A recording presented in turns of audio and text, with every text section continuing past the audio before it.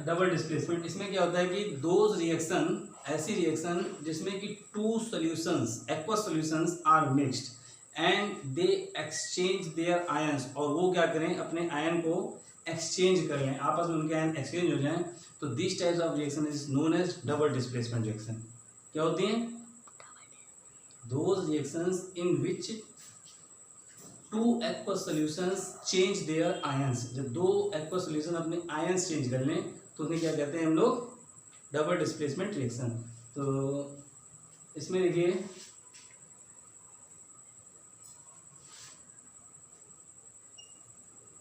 पहला एग्जांपल देखिए, Na2SO4 plus BaCl2 कि जब आपस में रिएक्शन कराई तो क्या बन गया आपका? BaSO4 plus twice NaCl। तो ये इसमें जो BaSO4 बना, ये आपका क्या हो गया?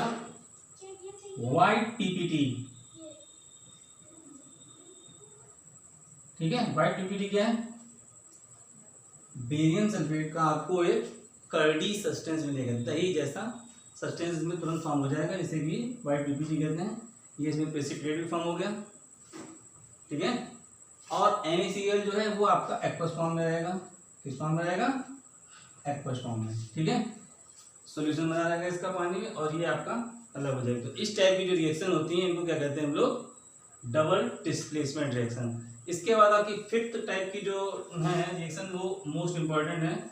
उसमें आपकी आती है ऑक्सीडेशन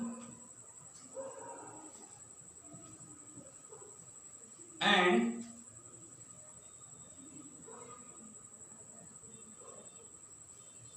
रिडक्शन।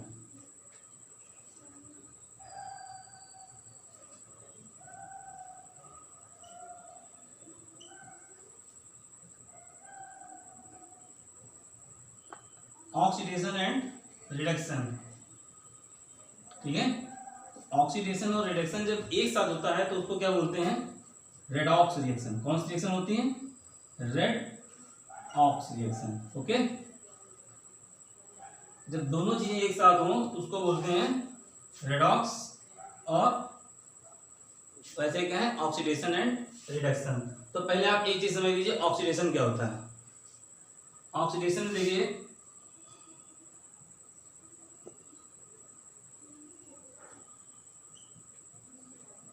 ऑक्सीडेशन जैसा कि इसके नाम से ही पता चल रहा है, ऑक्सीजन का ऐड होना। क्या होता है? Add oxygen. तो एडिशन ऑफ ऑक्सीजन क्या कहलाएगा? इसको दो तरीके से पहचान सकते हैं, एडिशन ऑफ ऑक्सीजन, ठीक है। ये क्या कहलाएगा? पहला टाइप है कि अगर ऑक्सीजन ऐड हो रही है किसी सब्सटेंस में तो वो क्या कहलाएगी? आपकी ऑक्सीडेशन रिएक्शन। और अगर उसमें रिमूवल ऑफ हाइड्रोजन है, क्या है? हाइड्रोजन अलग हो रही है किसी सब्सटेंस से, तो removal of hydrogen is known as oxidation. या तो ऑक्सीजन ऐड हो जाए या हाइड्रोजन उससे रिमूव हो जाए। इसके अलावा थर्ड जो होता है वो होता है लॉस ऑफ इलेक्ट्रॉन। क्या होता है? Loss of electron. बात क्लियर है? अगर इलेक्ट्रॉन का लॉस हो रहा है, अगर किसी भी सब्सटेंस से इलेक्ट्रॉन निकल जाए तो उसका क्या होगा? ऑक्सीडेशन। तो ये तीन तरीके हैं पहचानने के कि कौन सा सब्सटेंस ऑक्सीडाइज हो रहा है। जिसका ऑक्सीडेशन होगा वही क्या हो जाएगा? आपका सब्सटेंस ऑक्सीडाइज होगा, यानी उसमें ऑक्सीजन ऐड हो जाए या हाइड्रोजन रिमूव हो जाए या फिर आपका इलेक्ट्रॉन का लॉस हो जाए, तो क्या होता है आपका? ऑक्सीडेशन। अब रिडक्शन जस्ट अपोजिट है। जब एक सब्सटेंस ऑक्सीडाइज होगा तो दूसरा रिड्यूस्ड भी होगा।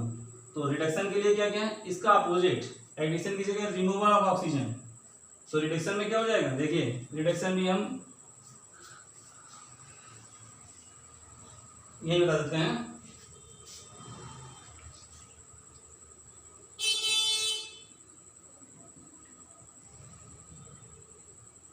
जैसे ऑक्सीडेशन में था ये, ऐसे रिडक्शन में क्या हो जाएगा, रिमूवल ऑफ ऑक्सीजन। इसमें एडिशन था ऑक्सीजन का, उसमें रिमूवल ऑफ ऑक्सीजन। H2 अगर ऐड हो रहा है तो रिडक्शन है, और अगर उससे ऑक्सीजन निकल रहा है, अलग हो गया, तो क्या होगा, वो रिडक्शन होगा। या फिर वो क्या करे, इलेक्ट्रॉन गेन कर ले। अगर कोई सब्सटेंस इलेक्ट्रॉन गेन कर लेता है एलिमेंट, तो उसका क्या हो जाता है, रिडक्शन।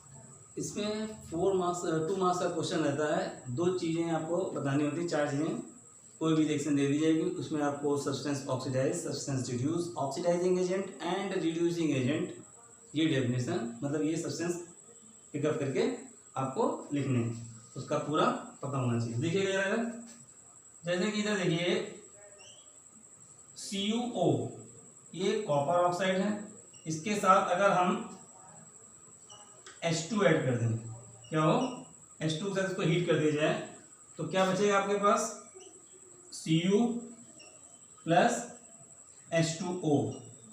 तो कॉपर अलग हो गया और हाइड्रोजन, वाटर, H2 और O2 जो आपस में ऐड होकर क्या बन गया, H2O।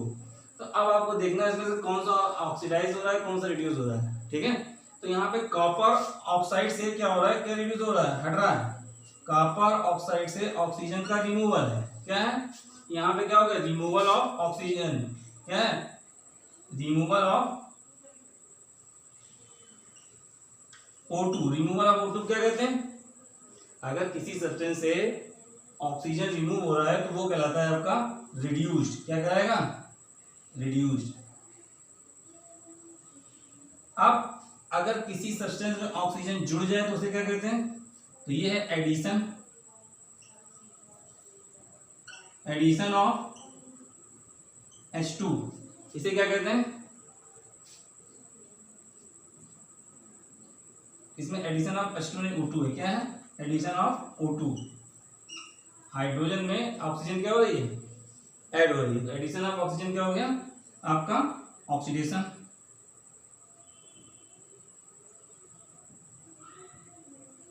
तो अब लिखना है आपको substance oxidised, substance oxidised, substance oxidise क्या होगा, कौन सब्सटेंस ऑक्सीडाइज हुआ है, H2। जो भी सब्सटेंस आपको छांटने हैं, इधर से ही पिकअप करने हैं, इधर ही चूज करेंगे कौन सा ऑक्सीडाइज हो रहा है, कौन सा रिड्यूस हो रहा है, कौन सा ऑक्सीडाइजिंग एजेंट है, कौन सा रिड्यूसिंग एजेंट। सब्सटेंस ऑक्सीडाइज क्या हो गया, H2। Substance reduced, substance reduced, substance reduce हो गया आपका CuO। जो कॉपर ऑक्साइड है वो आपका क्या हो गया, रिड्यूस हो गया, क्योंकि उससे ऑक्सीजन निकल रही है। और ऑक्सीडाइजिंग एजेंट,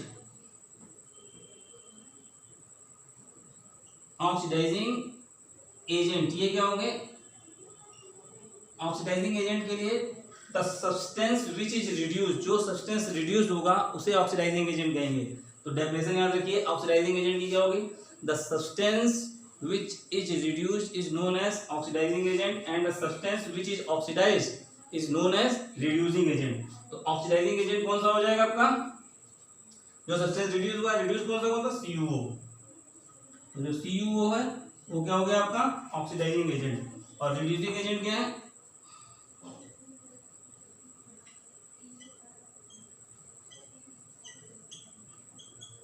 रिड्यूसिंग एजेंट होगा तो सब्सटेंस विच ऑक्सीडाइज, जो सब्सटेंस ऑक्सीडाइज होता है उसे कहते हैं रिड्यूसिंग एजेंट। तो ऑक्सीडाइज कौन सा हुआ, H2। तो ये आपका 2 मार्क्स का है, इतना लिखना पड़ेगा।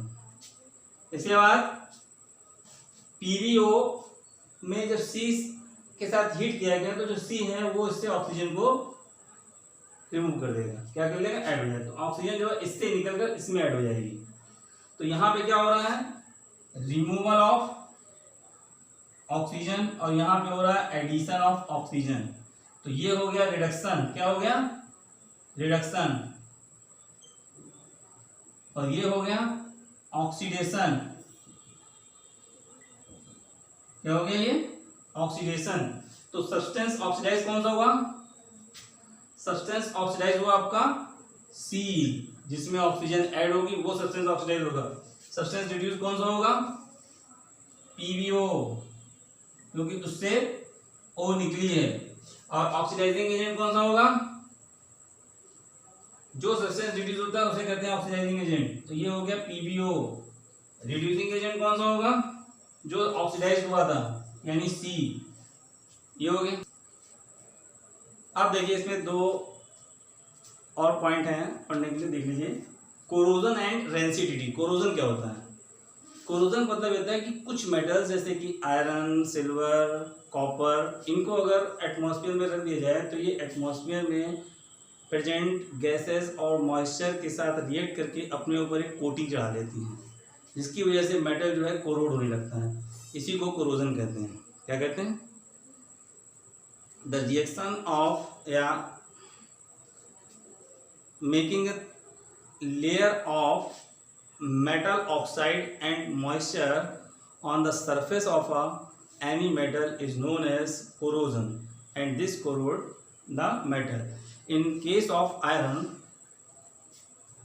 this process is known as rusting of iron. क्या कहलाता है?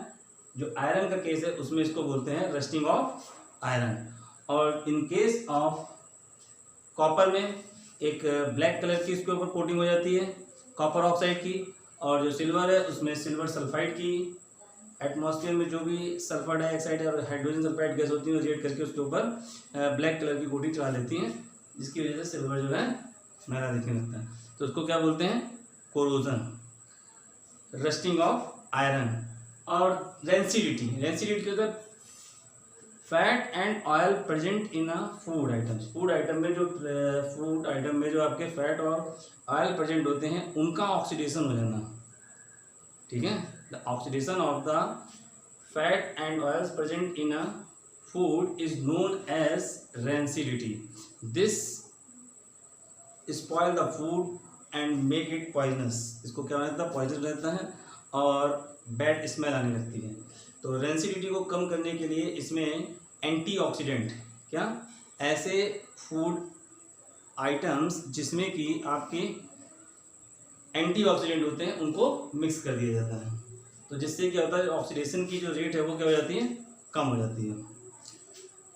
और एयर टाइट कंटेनर में रख के आलू चिप्स के जो चिप्स वगैरह आते हैं पैकेट वगैरह, उसको हम लोग नाइट्रोजन उसमें फिल कर देते हैं। क्या करते हैं? इस फिल विद नाइट्रोजन। नाइट्रोजन से फिल करने से क्या होता है कि अंदर ऑक्सीजन नहीं होती है तो वो जल्दी खराब नहीं होते, 6-6 महीने तक रखे रहते हैं। तो ये सब मेथड है क्या? रेंसिडिटी को प्रिवेंट करने के लिए। क्या है? एंटीऑक्सीडेंट मिलाना, एयर टाइट कंटेनर में कैप करना, ड्राइड करना उनको, और उसमें एंटीऑक्सीडेंट मिक्स कर देना।